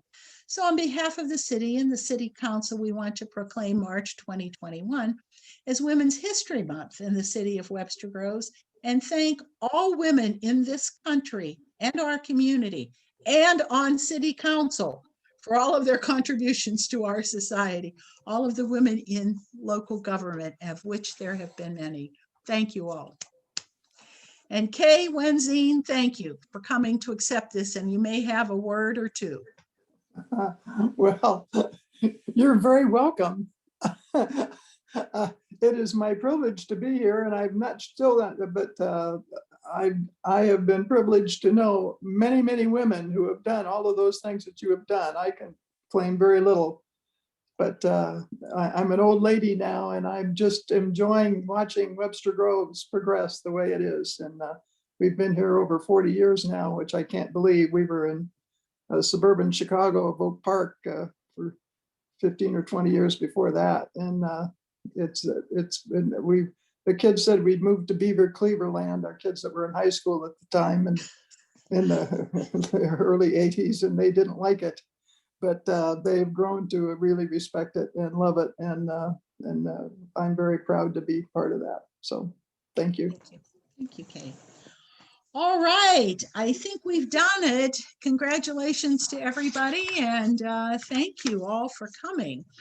So now we're on to remarks of visitors, and Katie, Jen, this is your area. Yes, we will be right with you. We have 2 written remarks of visitors, and we'll check for any hands up.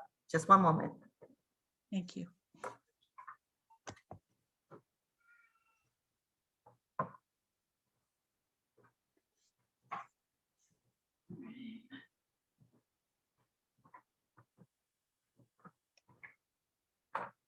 Hello. All right, our first remarks of visitors is from Charles Pasternak and was received on February the 19th. And he says here, this project of this size will change Webster Groves forever. No longer will its residents be able to drive down Lockwood and easily return to their homes or feel comfortable going to small businesses and fighting crowds and parking. We need to focus on our environment, preserving it, treasuring wildlife for future generations. We are a part of nature, not separate from it. Every time I visit Kirkwood, I dodge going downtown because of the traffic going down Kirkwood Road. The town has lost its quaintness with its high-rise apartments and condos, and the big fountain on the corner facing the train station looks out of place. Stop this project and protect what we have. Sincerely, Chuck Pasternak. And then our second one is from Dave Buck, and it was received today on the 2nd. Dear our artful mayor, city council, and city staff, I was driving back home this morning from my daily trip to Starbucks when I saw the new, joyous, colorful, and ultra creative and fun public art display by Webster Arts along the Lockwood side of the Eden Green space. As I understand it, the multiple pieces were not the product of professional painters, but were created by our wonderfully artistic community and everyday citizens and kids. This new public art display is testament to why Webster Groves deserves and continually earns the right to be called City of the Arts. Other important city goals like ensuring financial security and providing top-notch police and fire protection are essential and necessary to sustain our life. But the arts and their beauty, love, and inspiration are what we stay alive for. Why? Because the arts are truly a universal language and a powerful force for good that have always and hopefully will always continue to change our world for the better in Webster Groves. Art itself is inclusionary and equitable and promotes an unlimited diversity of thought and creative expression. Art inspires us to reflect and think beyond the norm. It opens our hearts, lifts our spirits, heals our wounds, breaks down barriers, and perhaps most importantly, brings people together.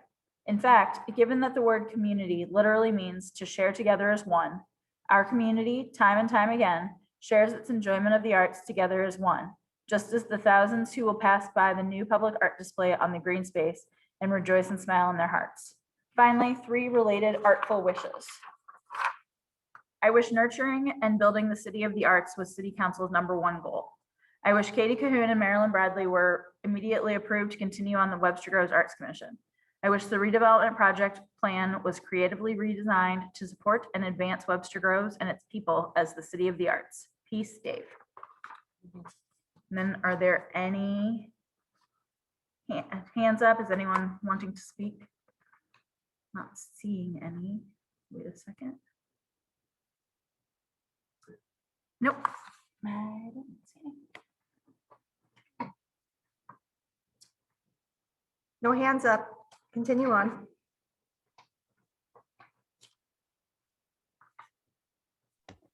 Okay, we're on to new business, and I must say, I missed the opportunity to thank our city manager, Dr. Peoples, for bringing forward all of these proclamations for us this evening. Thank you. Thank you, Marie, for doing that.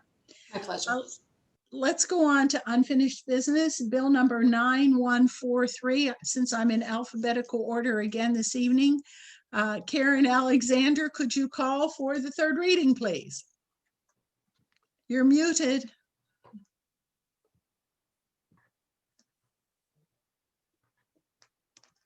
Yes, Mayor, I would like to call for the third and final reading of bill number,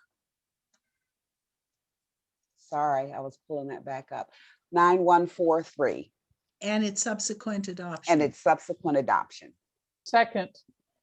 Bill 9143, third reading. An ordinance levying the cost of abating certain nuisances like accessory structure demolition, cut, trim, debris, etc., as special tax bills against the properties hereinafter described and constituting levies as liens on the respective properties.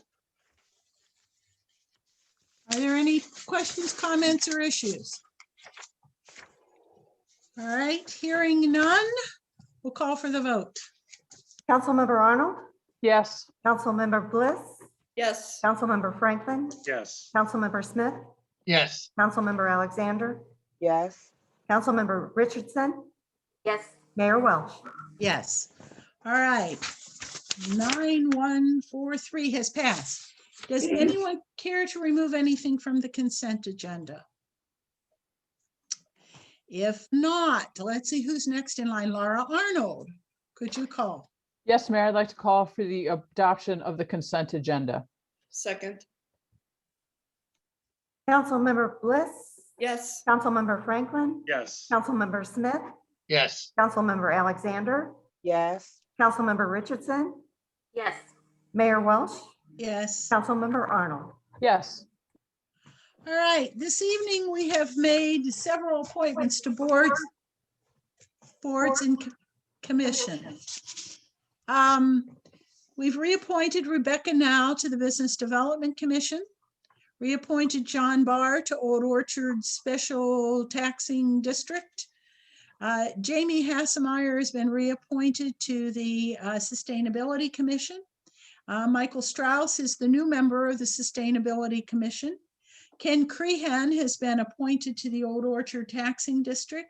And tonight we have informally, we have yet to pass a change in the ordinance, but we intend to extend the Arts Commission to include 2 more members so that Marilyn Bradley, Katie Cahoon will be joined by Alex Elmstead and Rob Longstreet. And with that, I think we're adjourned this evening. So those of you who were with us tonight, thank you very, very much for participating with us. Again, if you have any questions or issues about the use tax, don't hesitate to call one of us or ask any questions that you might have. We'll try to answer them for you. And we all need to stay informed. So with that, meeting is adjourned. Thank you. Bye all. Good night, all. Everybody.